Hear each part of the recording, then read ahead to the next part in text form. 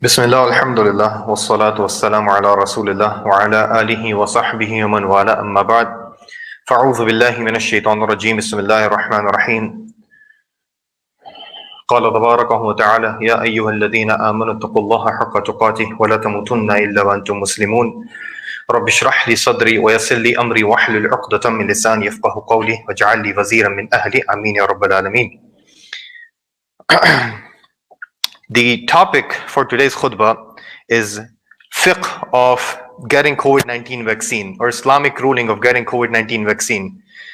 I was preparing something else. I actually submitted something else as a topic, but then last week, as we got vaccination first with Pfizer and then the Moderna's vaccine, so there was a concern, and I thought most of the global fiqh councils have addressed that, and that would be sufficient for the global Muslim community, their answers.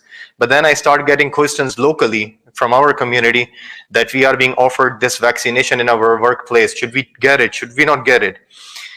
So I realized that actually I have to address this. Just want to address this with two disclaimers. One, I usually don't speak about fiqh issues in the khutbah. I'm pretty sure some of you have already noticed that, because it's not to undermine fiqh, because I love learning about fiqh, I love studying fiqh, and I love teaching fiqh also. But I personally believe that Jummah audience is not meant for high academic fiqh lessons. We can teach them just basic Quran, Sunnah, few hadith here about akhlaq and mu'amalat, and that will be sufficient for Jummah audience. For fiqh lessons, you need academic classes, especially for high-level ijtihad or for fiqh classes, for fiqh lessons. But this will be an exemption. So please pardon me. I'm seeking apology before I can start that I'll be using some academic concepts. So inshallah, please pardon me for that. And second disclaimer is that I will be only speaking on behalf of Islamic ruling perspective, Islamic perspective. I won't be giving any medical fatwa because I'm not a medical doctor. And we have to understand this. One of our problems of our time is that if you will ask a person who have a degree in Islamic Sharia, why don't you speak about this medicine? No, he's not eligible to speak on behalf of medicine unless you are qualified in that.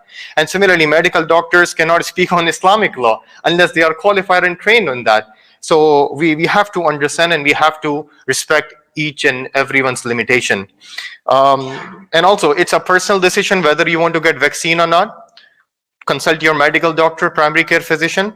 But the reason why I'm speaking about this topic to you is so that we cannot drag Islam into our conversation, because this issue is actually political and along with being medical. So I don't want you to have a dual understanding of what Islam is saying. Islam is very clear in terms of harms, in terms of benefit, and that's what we're going to cover, so that we cannot drag Islam into our conversation when we are drinking chai and coffee and casually talking about Islam.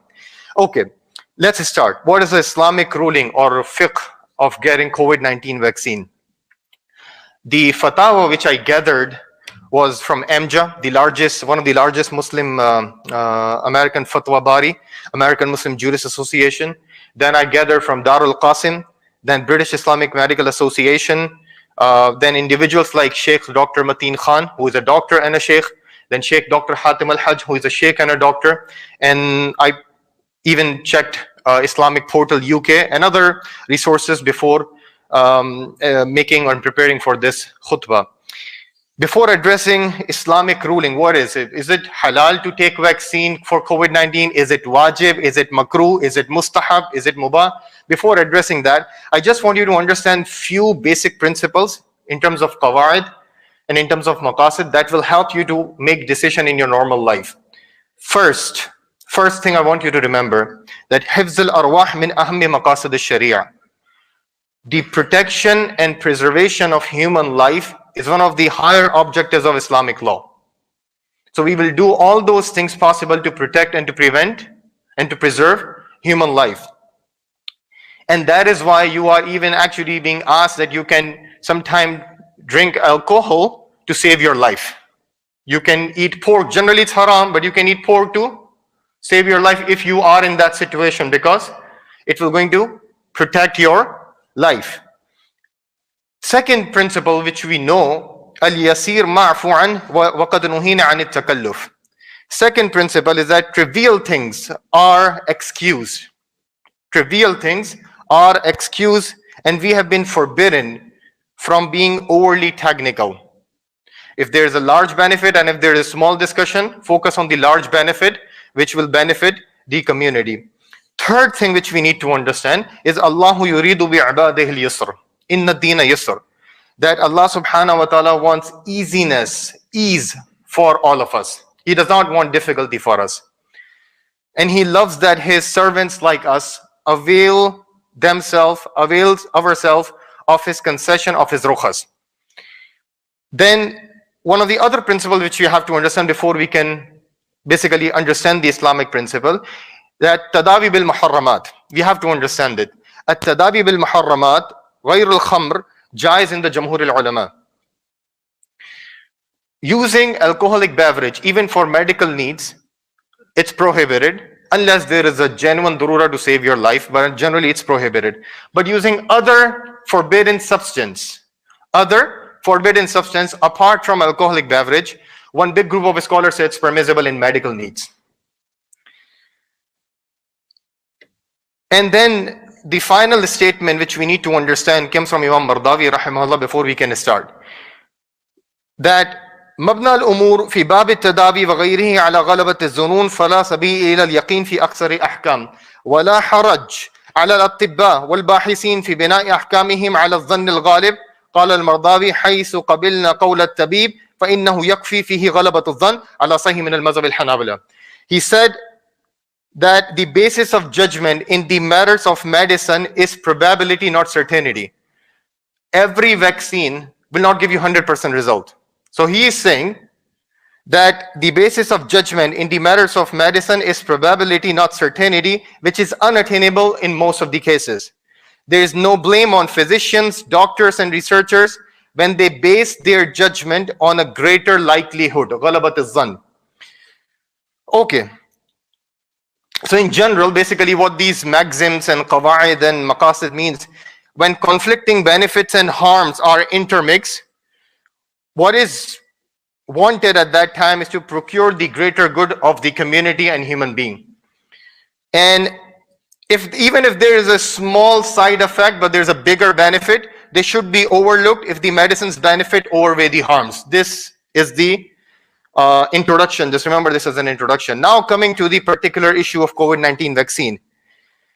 It is already known that this pandemic have impacted directly almost 70 million people. And I'm talking about direct impact. For financial, economical, psychological, emotional, indirect impact, I don't know about that. But these are the numbers from direct impact, more than 70 million people, just in few months. And then within them, 1.5 million people have passed away. 1.5 million deaths, more than them actually, are being reported. So it's already very threatening. It's a global issue, what we are discussing right now. There are few ways to solve this. One is to just allow the infection to grow and circulate so that everyone will develop immunity. And then eventually we might not get it again. But this is not compatible with the Sharia and Islamic law. The reason why it's not compatible with the Islamic law and Sharia, because it have harm. You are actually putting others' life into danger. Those who are old age, those who have immunocompromised health. If you will assume that, okay, let's have everyone have it COVID and then eventually everyone will develop immunity, maybe those people won't be there to develop immunity. So there is a harm, and we know the clear hadith, la darara wa la dirara fil Islam. There is no harm in Islam, ad-dararu yuzal. Everyone agree on this. The second possibility, which is actually compatible with the Sharia, compatible with the Islamic law and reasoning, is by vaccinating people against the virus. And from Islamic law standpoint, again, I'm not talking about medical science because I'm not qualified for that. From Islamic law standpoint, it is absolutely fine and permissible to take medicine to prevent a disease, as long as the contents are halal by majority. Is it clear? Actually, some scholars moved to the level of it's not only permissible, it's recommended, mustahab. You'll get reward if you will take medicine to prevent from a disease. And some scholars actually took it to the level of wujub. If that disease creates harm, hardship, not only for you, but even for others, like in contagious disease like COVID, then they would take it to the level of wujub, obligatory, you have to take it. وقد ذهب جمهور العلماء الحنفية والشافعية إلى أن التداوي مباح وقد ذهب الشافعية وبعض الحنابلة إلى استحباب. Okay. Now when some Muslim doctors and councils, Islamic fatwa councils, saw these vaccines, they found out, especially two vaccines which are approved from FDA. First was Pfizer, and then yesterday it was approved, the Moderna's one also. All of the ingredients are halal and no animal product is used, because if there is an animal product in the vaccine is used, then that discussion of fiqh will come. Oh, if it's impure, it's pure, it's halal. When they checked the ingredients, one of the scholars from UK, Maulana Shabir, Yusuf Shabir, he actually emailed Pfizer and they emailed him back. They said, one of the ingredient you have is cholesterol. And cholesterol might have a concern that it might have an animal fat. Can you clarify? And he said, it's not an animal fat, it's a plant-derived source. Plant-derived source or synthetic. So basically, there is no reason for us as a Muslim, whether a student or a scholar who knows the fiqh, to say it is not permissible to use. There is no reason for that. Because from the Sharia standpoint, there is no evidence. We cannot base our judgment based on the waham, paranoia, or shak. It have to be yaqeen or ghalabat al-zann. And as for the suggested risk of the vaccine or side effects of the vaccine, instead of checking on your WhatsApp messages and Facebook post, go to a medical doctor and talk to him and say, astaghfirullah, if you are doing this on WhatsApp and spreading false information and rumor, because you are harming more than benefiting the community. Go and talk to your primary care physician if you're really concerned about the side effects of the vaccine. But remember this, if there are bigger benefits and there is smaller discussion, then as a Muslim, you should focus on the bigger benefits. And again, the approval of such vaccines is not a decision done by one individual or one doctor. No. In every country, they have a system. We have Food and Drug Administration, FDA, who have a thorough process of risk and benefit ratio, which is very compatible with the Islamic law, just FYI. And then eventually they will going to approve any medicine or any vaccine. So after discussing all of this from the ingredient standpoint, from Islamic law standpoint, from the usul standpoint, we can clearly see, and I will just repeat what these councils and fatwa have said, that there is no reason to say from Islamic law standpoint that taking vaccine is either makruh or haram. There is no reason for that. If a person is saying, ask him for the evidence. Rather, we can say it's absolutely permissible. It's an individual decision whether you want to take it or not. Consult your primary care physician. In some cases, it's recommended. And then it might reach to the level of wujub. If it, for saving life in the like of COVID cases, extreme cases. We ask Allah subhanahu wa ta'ala to protect all of us. Ameen ya Rabb. Please also note, again, I'm saying this every now and then, please note that this answer is regarding an Islamic perspective. The decision to use vaccine is a personal decision, and you have to go to your primary care physician and he or she can guide you, inshallah ta'ala. We ask Allah subhanahu wa ta'ala to protect us not only from COVID, but from all the spiritual and physical disease. Ameen ya Rabb. Please make dua. Allahumma ansur al-Islam wal-Muslimin. Allahumma khzul man khazala dina Muhammadin sallallahu alayhi wa sallam wa la taj'alna ma'ahum. Allahumma la tada' lana dhanban illa ghafarta, wa la hamman illa farrajta, wa la daynan illa qadayta, ولا حاجة من حوائج الدنيا والآخرة إلا قضيتها يا أرحم الراحمين ولا مريضا إلا شفيت ولا ميتا إلا رحمت ولا ضالا إلا هديت يا أرحم الراحمين. الله أكبر.